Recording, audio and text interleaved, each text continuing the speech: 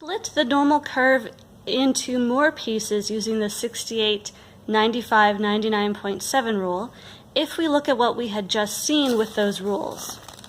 Starting with the 68%, we know that if we go one standard deviation down from the mean up to the mean, we have 34% of the data.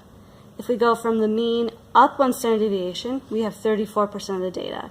That's always true in the center.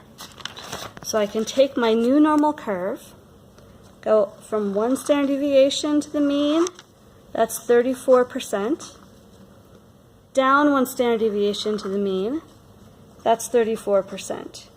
Okay. Now, what if I want to know the percent of the data between one standard deviation and two standard deviations? So between here and here. We're going to look back at our 95% curve.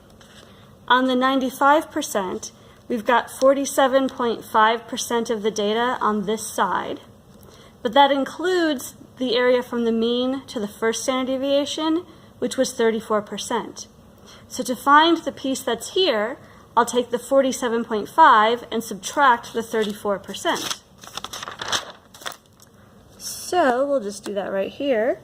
47.5 minus 34.0 gives us a 0.5, a 3, and a 1. So that means that this piece right here is 13.5%. By symmetry, on this side we also have 13.5%. Now, if I want to find the percent of data between two standard deviations and three standard deviations, I'll repeat what I just did, but look at the 99.7 box. In the 99.7, one side between the mean and three standard deviations is 49.85. But recall that that includes the 47.5, right? It's 47.5 from here to here. So to find out what's in this piece, I'll take the total 49.85 and subtract the 47.5 from above. So I will take 49.85 minus 47.5. Right? So the 49.85 is all of this area. And I'm just going to subtract off this piece to find what's here. Right, let's see, let's put a 0 there. That gives us a 5 and a 3 and a 2. So 2.35% in that little area there. And by symmetry, we'll have 2.35% in that area there.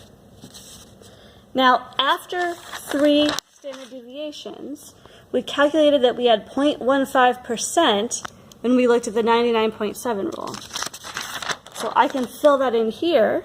This is 0.15%, and on this side, 0.15%.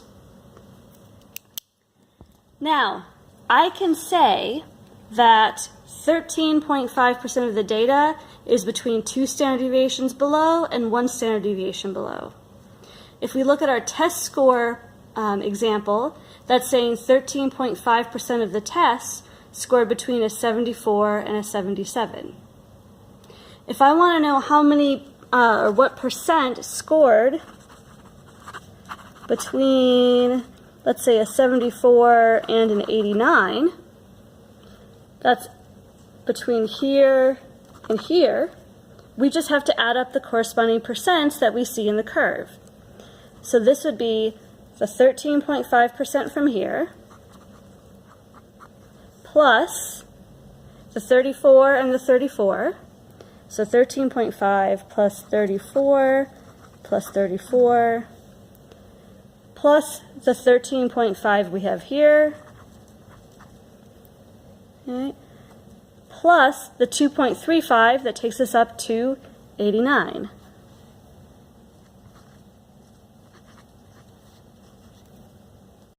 When we put that together, we get 97.35.